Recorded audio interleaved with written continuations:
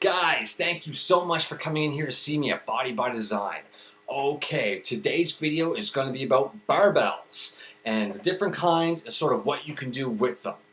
So, what you're going to find is when you go upstairs to the gym room, depending on the gym you're in, and you're going to look over and you're going to see the racks of dumbbells. Now, just over to the side of this, you're probably going to see a V-shaped stand with a bunch of straight bars on them. This is a barbell. Now, the ones that are on these V-shaped racks have a tendency to be a lot lighter, okay? They're going to range from anywhere from about 10 pounds upwards to 120 or more, but I find in the average commercial gym, it's about 10 pounds to 110 pounds. This is a very, very great place to start if this is your first interaction with a barbell, okay? The weights get very, very light. The weights are welded onto the end, so there's no slipping or having to worry about loading on the right weight on the right side. And you're able to work your way up. Now, if you look over for this, you're probably going to see a big steel rack. And we call this a squat rack. And typically, you're going to see a big shiny bar that's anywhere from about 6 feet to about 7 feet long, okay? Typically, the typical barbell is going to be about 45 pounds. But depending on the gym you're in and the kind of equipment they have, it can range from anywhere to about 35 to 65 pounds of bar.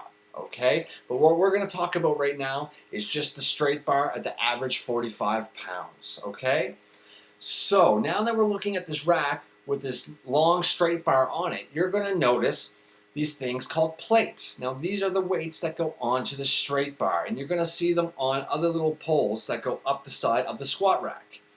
These plates are going to weigh anywhere from about 2.5 pounds upwards to 55 pounds on the average. Okay. So what you're going to do is, if you wanted, say, 135 pounds to do squats or deadlifts with, you would take a 45-pound plate and slide it onto each end of the bar. Now from this part, we're going to need about one more piece of equipment, and it's called a clip. Now clips typically come in about 2 different ways. The first way is a screw. You're finding these are starting to be phased out now. It's kind of an old school way. But these will screw into the plate so the plate can't wibble wobble around or fall off. The most common one you're going to see is a shiny steel one that's called a clip, and you're going to squeeze it like that and the top will open up. You will slide this over the bar and it will go right up against your plate, and then when you let it go, it tightens up around the bar so the plate can't slip off. This is a very crucial piece of equipment, and don't ever use the straight bar without it. You'll see some egotistical guys up there doing it without it, thinking that they can control it, but if something happens, you want that clip on there, okay? I've watched guys try to lift up too much weight because their ego's got a hold of them. The bar went like this, then the weights flew off this way, then the weight went like that, and then the other weights went flying and smashed the mirror. You know what I mean? While the bar cracked buddy across the head. I don't want this to scare you. I just want you to have the understanding that you have to use this piece of equipment for your safety and to start light and work your way up. A good rule, if you're definitely first going in to use these barbells, if you can't do 12 to 15 reps, it's too heavy. Okay?